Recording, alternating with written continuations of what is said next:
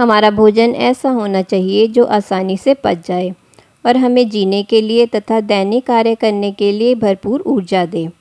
हमारे शरीर और मन दोनों को तृप्ति का एहसास दिलाए। भारत में 1960 से पहले गेहूं की बजाय बाजरा, चावल, मक्का, ज्वार, जौ जैसे अनाज का महत्व था और भोजन में यही ज़्यादा परोसे जाते थे। हरित क्रांति के बाद गेहूं की कई किस्मों के पैदावार बढ़ने लगे। धीरे धीरे खाने की थाली में मोटे अनाज की रोटी कम होने लगी। हमारे लाइफस्टाइल में बदलाव आने के कारण हमारे स्वास्थ्य पर भी इसका बुरा असर पड़ने लगा। गेहूं के आटे में ग्लूटेन नामक प्रोटीन होता है जो सेहत के लिए हानिकारक होता है। ये एक प्रकार का लसलसा पदार्थ होता है जो शरीर में भोजन को एक साथ बनाए रखने में मदद करता है। विशेषज्ञ कहते हैं कि इस ग्लूटेन का सेवन कुछ लोगों के लिए हानिकारक हो सकता है, खासकर उन लोगों के लिए जिन्हें गेहूं से एलर्जी हो या सीलियक रोग से पीड़ित हों। यदि ऐसे लोग ग्लूटेन युक्त आहार का सेवन करते हैं तो उन्हें गंभीर समस्याएं हो सकती हैं, जिसमें पाचन संबंधी समस्याएं भी शामिल हैं। इस समस्या से बचने के लिए अन्य अनाजों का उपयोग करना सेहत के लिए अच्छा है। अब हम बात करते हैं आटे में चोकर के महत्व की। गेहूं में स्टार्च और फाइबर दोनों बराबर मात्रा में होता है।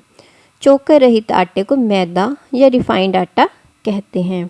ये हमारे शरीर में इंडाइजेशन और कोलेस्ट्रॉल बढ़ाता है, मेटाबॉलिज्म और इम्यून सिस्टम को वीक करता है और इससे ब्लड में ग्लूकोज का लेवल बढ़ता है। इसलिए आटे में चोकर होना हमारी सेहत के लिए अच्छा है क्योंकि इसमें फाइबर भरपूर मात्रा में होता है। गेहूं के छिलके को चोकर कहते हैं। ये आपको चक्की में पिसे आटे में भरपूर मात्रा में मिलता है। ये थोड़ा मोटा होता है। ये भले ही खाने में थोड़ा बेस्वाद लगता है पर भरपूर पौष्टिक होता है। इसमें कैल्शियम, आयरन, विटामिन बी आदि तत्व होते हैं जो शरीर में रक्त बढ़ाते हैं और हड्डियों को मजबूत करते हैं।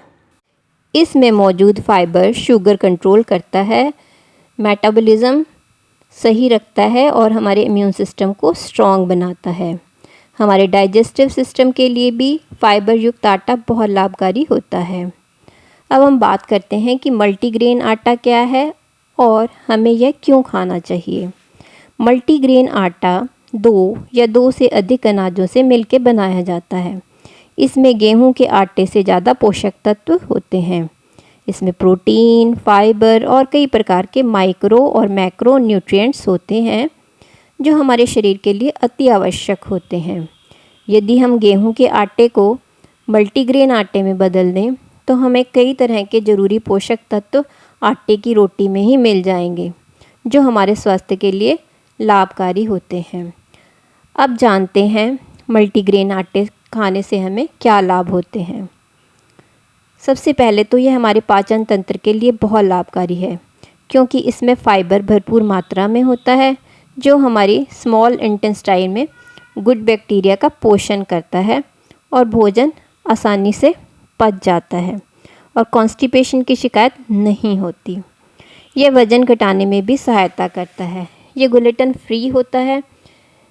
ये हेल्थ के लिए अच्छा है और फाइबर से भरपूर आटा पेट में जाकर फुलफिलनेस का एहसास दिलाता है जिससे बार बार भूख नहीं लगती, जिससे वज़न घटाने में सहायता मिलती है। ये सूजन रोधी होता है।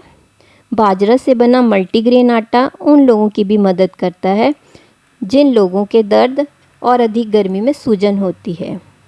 मल्टीग्रेन आटा खाने से अर्थराइटिस, अल्जाइमर और माइग्रेन की समस्या में भी आराम मिलता है। मल्टीग्रेन आटे से आलस्य भी नहीं होता। आप दिन भर एनर्जेटिक महसूस करते हैं। आपका इम्यून सिस्टम स्ट्रॉन्ग होता है।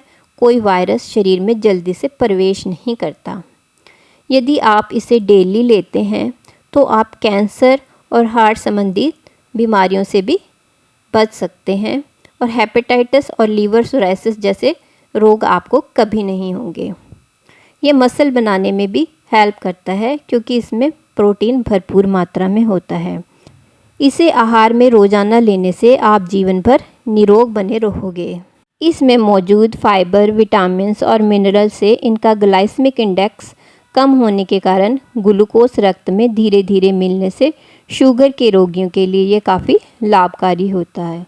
ये हमारा मेटाबॉलिक रेट बढ़ाता है, जिससे थायराइड का खतरा कम होता है। अब हम बात करते हैं कि कौन से मौसम में गेहूं में कौन कौन से अनाज मिलाकर खाना चाहिए। गर्मी के मौसम में गेहूं, जौ, सोयाबीन व चना का आटा शामिल करें। सर्दी के मौसम में चना, बाजरा, ज्वार, मक्का, गेहूं और रागी का आटा लें। बरसात के मौसम में गेहूं, सोयाबीन, रागी और चना का आटा शामिल करें। इसी प्रकार के और हेल्थ टिप्स के लिए हमारे चैनल सब्सक्राइब करें, लाइक करें और शेयर करें। Thank you.